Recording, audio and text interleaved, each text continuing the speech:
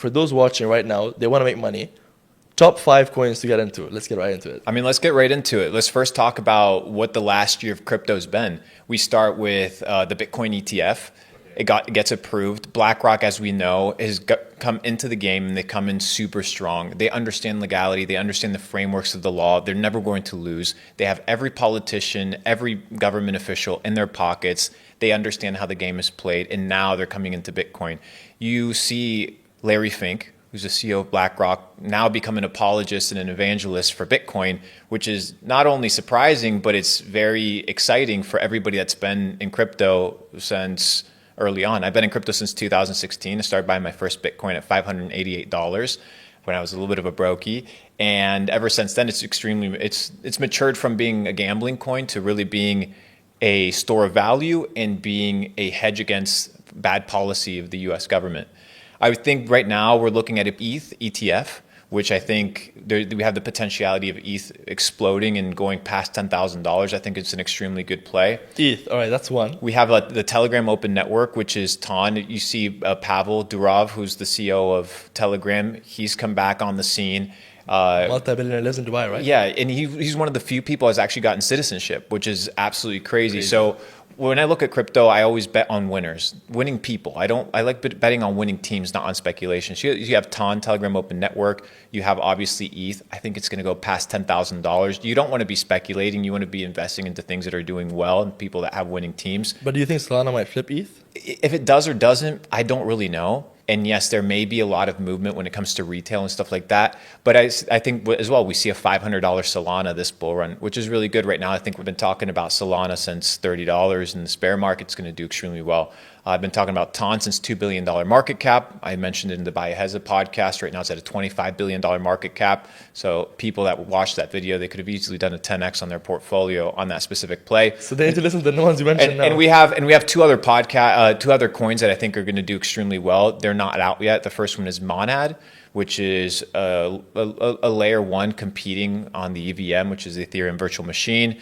It's run by Exchange Street. How does the symbol Monad? So Monad, it's not out yet, but how do you spell it? MONAD. MONAD, okay. And then the final one, we'll leave it in the comment section for people to scout for it. I think it'll be good. This is, you see, Luke, he knows how to play with the algorithms, man. This is how he's gotten that 1 billion views. He knows how to play with the algorithm.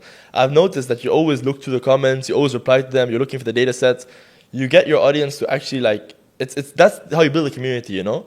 That's one thing I've realized about you when it comes to other people who create content. How have you managed to build such a strong community that you have wherever you go around, like you did a meetup in Dubai, so many people come, they have so much respect for you, they want to learn from you so much. How have you built that community? I think people resonate with my story. I think so many people come from the trenches. I mean, you come from nothing. I come from nothing. We have a very similar story. We have to hustle our way to being in the rooms that we get to be in today. I come from, like I said, Argentina, $200 in a suitcase, pressure washing basketball courts, cleaning toilets, all the way to sitting with billionaires. I'm far from being a billionaire, but the fact that people watching us are people working at restaurants, people that are starting from the trenches, people from third world countries, makes you realize that hope and opportunity is there for all of us, which is why I talk about the internet as the new gold rush opportunity. The year was 1848. And rumors were heard in the eastern colonies of the United States that in the West, gold had been found. Once the president confirmed that, in fact, there was gold that had been found in the American River, 300,000 migrants moved from east to west with the hopes of finding gold, changing their lives and changing the lives of their family, finding opportunity. But unlike 2024, which the year we're in today, back in the day, you would have treacherous animals, bad terrains, thieves, and the ability to really monetize this opportunity was difficult. Today, you have access to this digital gold rush through the click of a button. You have access to social media. If you have access to free AI tools, there's literally no excuse for you to start making money online.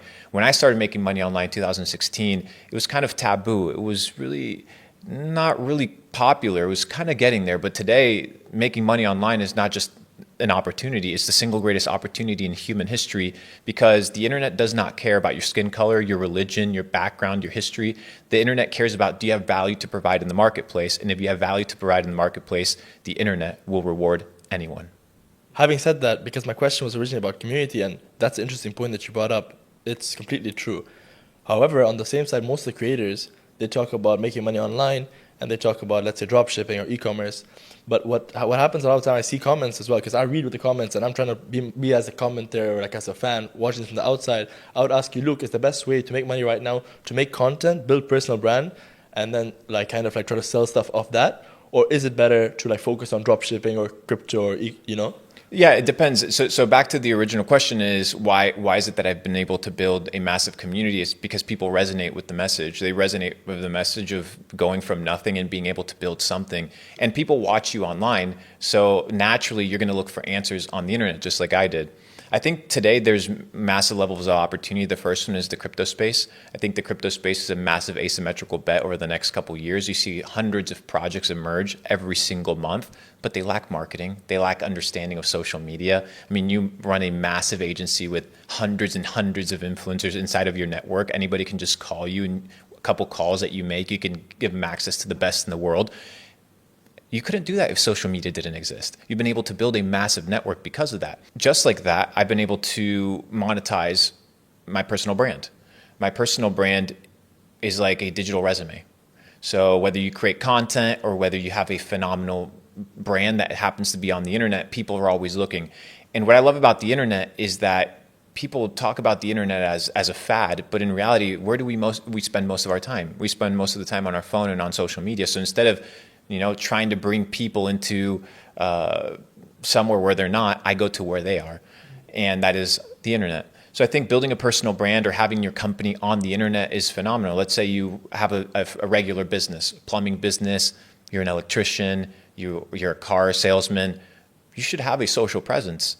It doesn't mean you have to be making podcasts and content every single day, but why aren't you going to go where people are? If you have a business and you're not on Google, what are you doing? If you have a business, you have a website, but you have no Google SEO, why don't you? People are going to look for answers on the internet. You have to be the first one to show up. And that's why I think building any sort of awareness on the internet is a zero-sum game where you have nothing to lose and everything to gain.